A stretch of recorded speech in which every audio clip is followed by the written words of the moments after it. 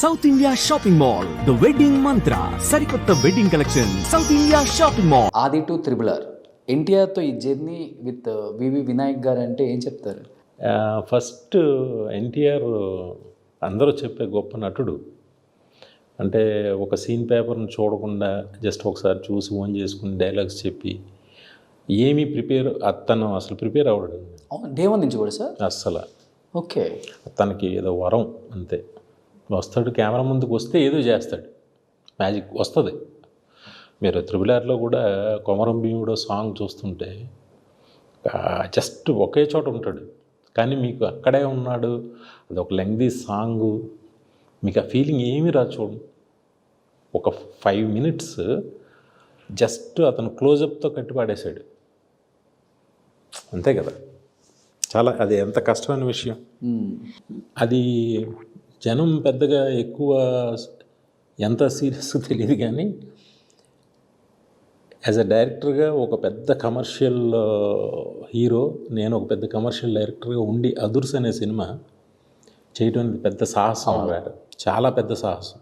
అలా చూసిన ఎన్టీఆర్ గారిని ఇలా చూడాలంటే యాక్సెప్ట్ చేయాలి ఆడియన్స్. చాలా చాలా పెద్ద సాహసం. ఏదన్నా మిస్ఫేర్ అయితే అసలు వచ్చిందా, ఎంత మంచి పేరు వచ్చిందో అంత బ్యాడ్ వచ్చేది. అవును, తను ఏదైనా చేయగలడు. తను పాన్ ఇండియా స్టార్ అవడం నాకు పెద్ద ఆశ్చర్యం ఏం లేదు.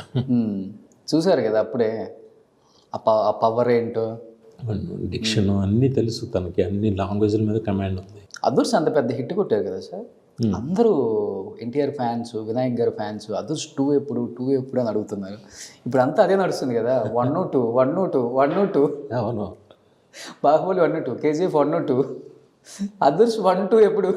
చెప్తున్నా కదా, ఒక అద్భుతం జరిగాక ఫస్ట్ ఇవన్నీ అనుకుని చేసినవి, అది అనుకోలేదు కదా. అందుకని దానికి ఎక్స్టెన్షన్ ఏంటని అప్పుడు మాకు లేదు మైండ్లో. మొన్న అంటే రాజమౌళి గారు ఇంకొక స్పెషల్ ఏంటంటే, మన ఇండియాకి Part 1, Part 2 ఇంట్రడ్యూస్ చేసింది ఆయనేనా, ఇంకెవరు ముందెవరు ఉన్నారా? ఆయనే. Part 1, Part 2 ఇంట్రడ్యూస్ చేసింది ఎవరు లేరు. బాహుబలితోనే స్టార్ట్ అయింది. అది